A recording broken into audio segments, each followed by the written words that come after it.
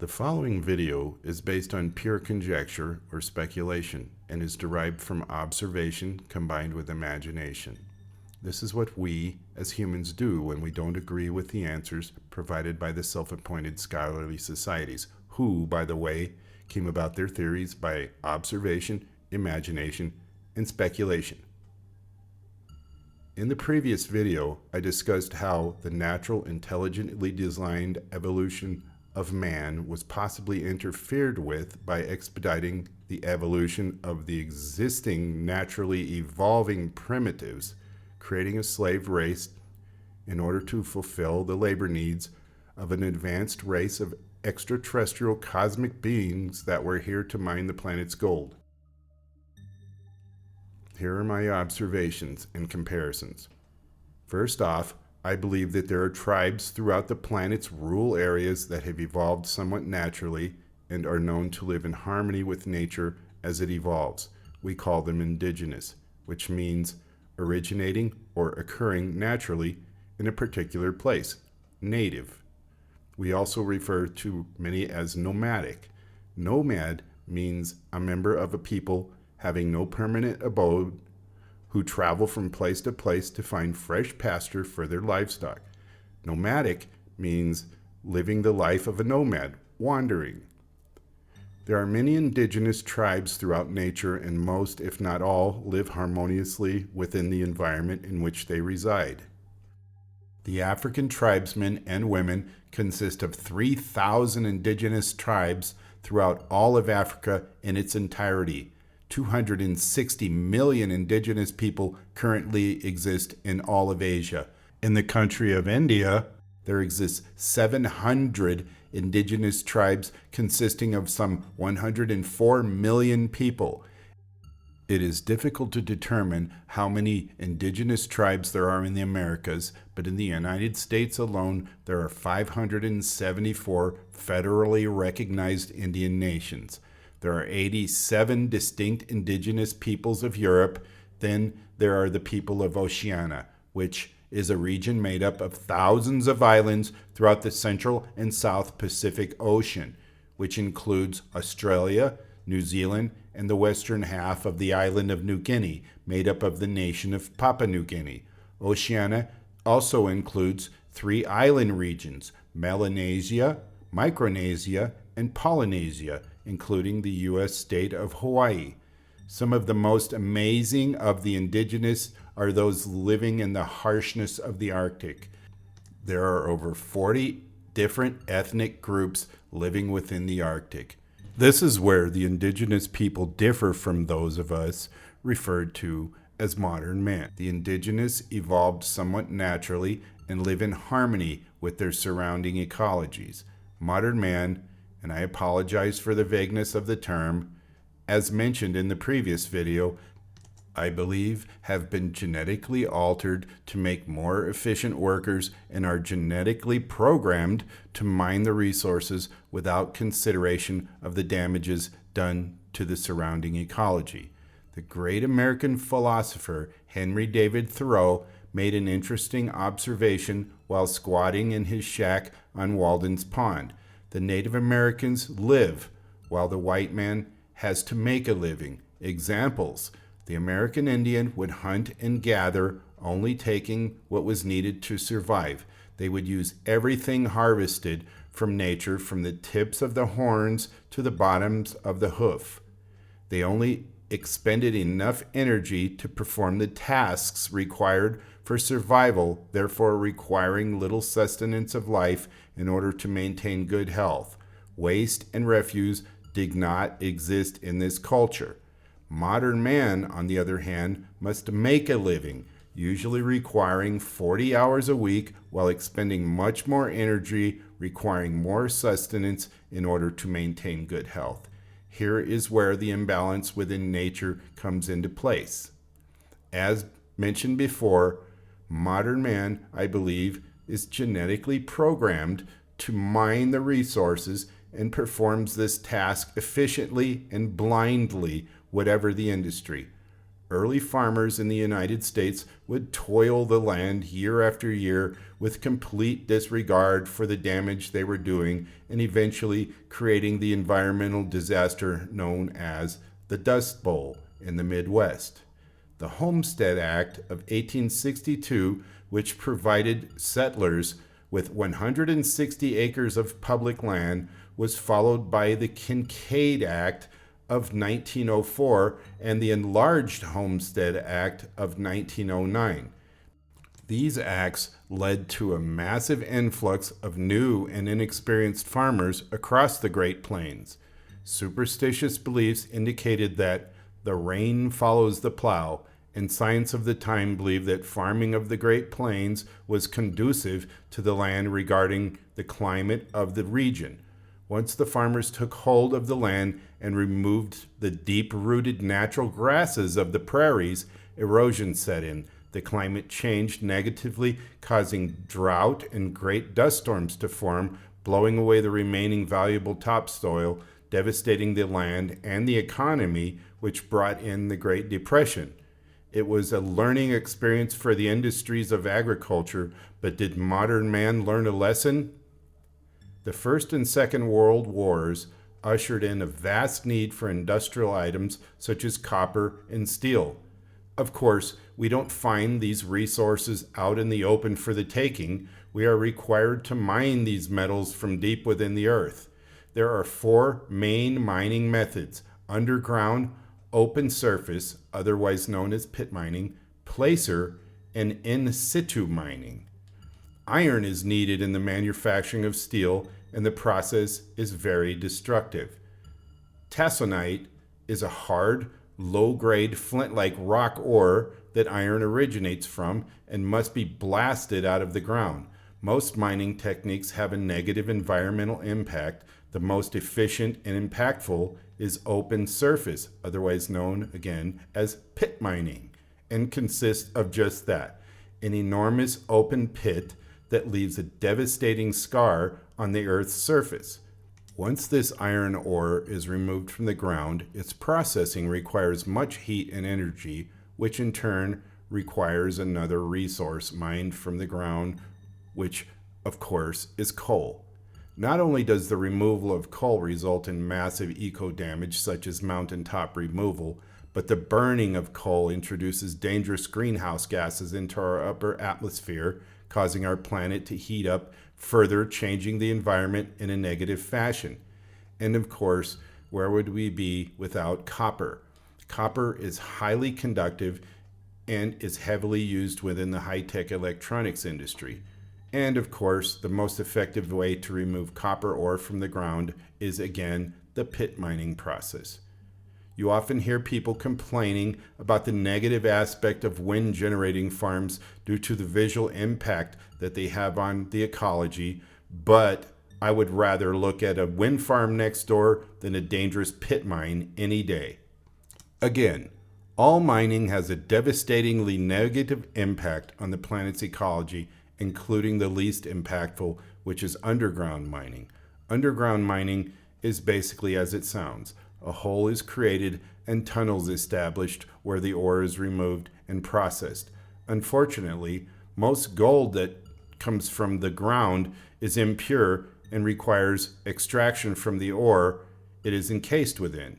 One method of processing gold ore, for example, is called leaching and involves spraying huge heaps of gold ore with diluted solutions of carbon cyanide, which penetrates down through the piled ore, dissolving the softer material, the gold, for easy extraction.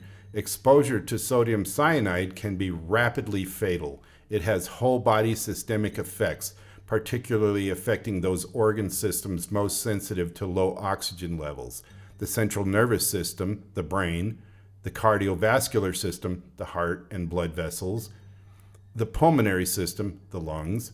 In short, sodium cyanide is deadly to most living things. Another means of processing gold ore is called amalgamation, which involves physically crushing the gold ore to a fine powder, and by mixing the finely powdered gold-bearing rock with mercury, the gold within the rock dissolves, to form what is called gold amalgam. This next involves a heating process which vaporizes the mercury and separates the gold amalgam from any unreacted mercury. Mercury vapors escape into the air, and the excess mercury is washed out and dumped with the ore trailings as refuse. The process has been utilized for 2,000 years. Mercury and its compounds affect the central nervous system, kidneys, and liver, and can disturb immune processes, cause tremors, impaired vision and hearing, paralysis, insomnia, and emotional instability. During pregnancy, mercury compounds cross the placental barrier and can interfere with the development of the fetus and cause attention deficit and developmental delays during childhood. Mercury occurs naturally in the Earth's crust, but human activities such as mining and fossil fuel combustion have led to widespread global mercury pollution. Mercury emitted into the air eventually settles into water and onto land, where it can be washed into water. Once deposited, certain microorganisms can change it into methylmercury, a highly toxic form that builds up in fish, shellfish, and animals that eat fish. Most human exposure to mercury is from eating fish and shellfish contaminated with methylmercury, both in the United States and worldwide. Almost all people in the world have at least trace amounts of methylmercury in their tissues, reflecting its pervasive presence in the environment. Some communities eat significantly more quantities of fish than the general population, and thus may be exposed to much greater mercury contamination than the general population. It is estimated that more than 75,000 newborns in the United States each year may have increased risk of learning disabilities associated with in utero exposure to methylmercury. This is another process involved with gold and silver mining industries alone. As mentioned previously, most mining processes have a devastating effect on the ecology. Placer mining is used when the metal of interest is associated with sediment in the stream bed or floodplain. Bulldozers, dredges, or hydraulic jets of water, a process called hydraulic mining, are used to extract the ore. Placer mining is usually aimed at removing gold from stream sediments and floodplains.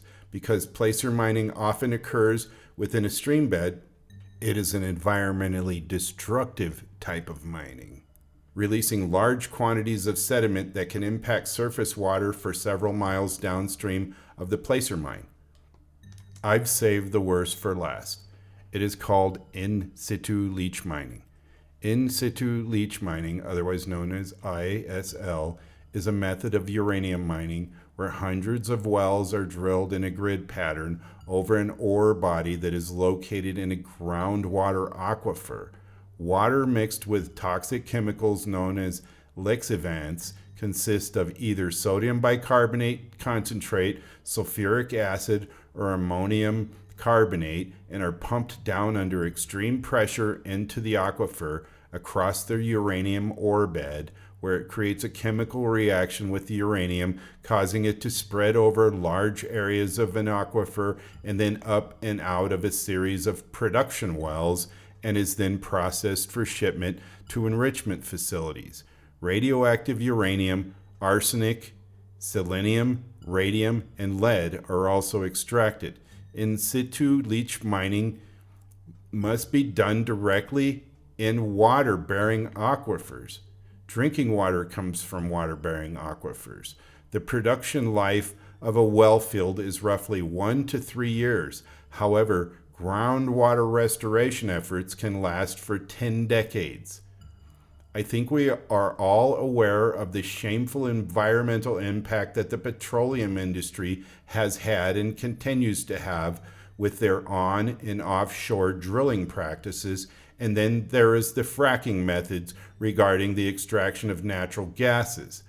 I believe this all began many thousands of years ago when the natural evolution of humankind was intentionally interfered with in order to create an efficient worker race to do the mining for gold for the advanced cosmic beings recorded in the ancient Sumerian cuneiform script referred to as the creation myth.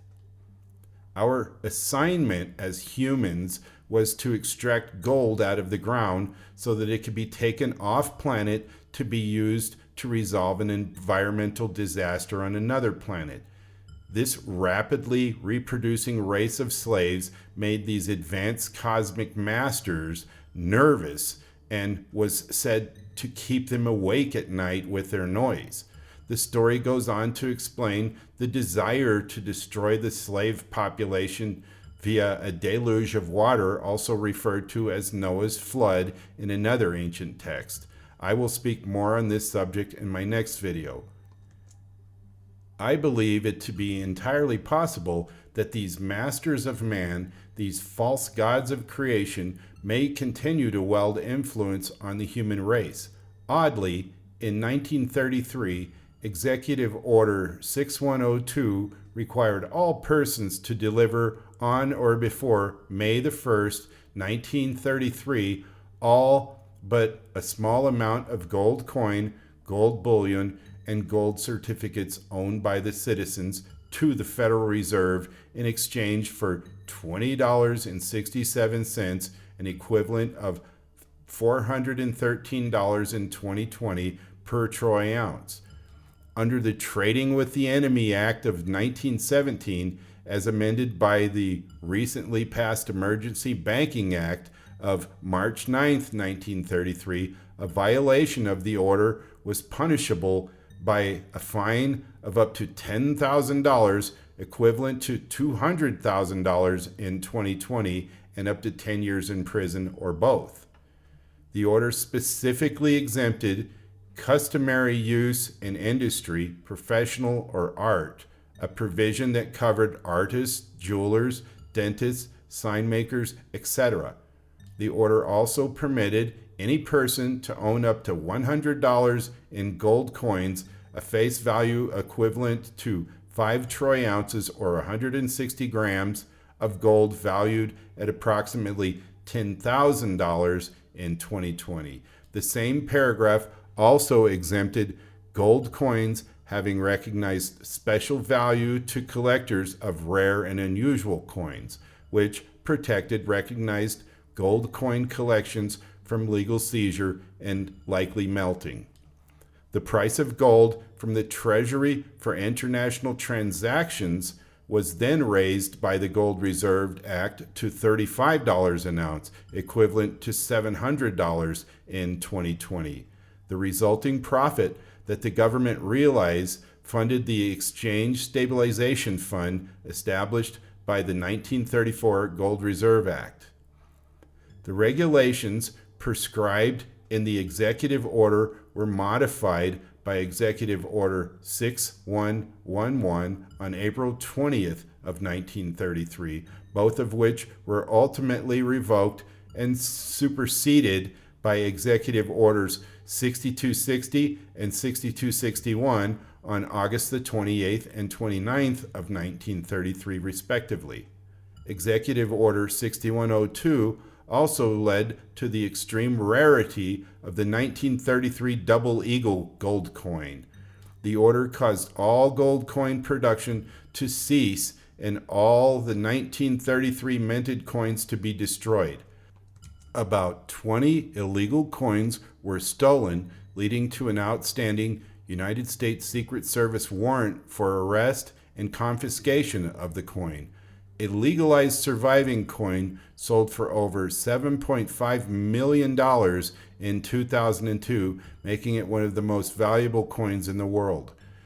On June 5th of 1933, at the behest of the President, Congress took the next step, passing a joint resolution making it illegal to require payment in gold or a particular kind of coin or currency or in an amount in money of the United States measured thereby. Any provision in a private or public contract promising payment in gold was thereby nullified. The payment could be made in whatever the government declared to be legal tender, and gold could not be used. Oddly, the United Kingdom had been forced off of gold 18 months earlier. Call me a conspiracy theorist, but I believe this to be very bizarre and suspicious behavior in regards to what we are led to believe is being held in reserve and rarely seen in the super secure federal repository called Fort Knox. In summary, I will let you, the viewer, construe your own conclusions regarding what I have observed and depicted and decide how you would like to represent yourself as a human participant living in the modern day on our planet. I am the Unifier. Please subscribe and like, and please click the bell to be notified of the next post.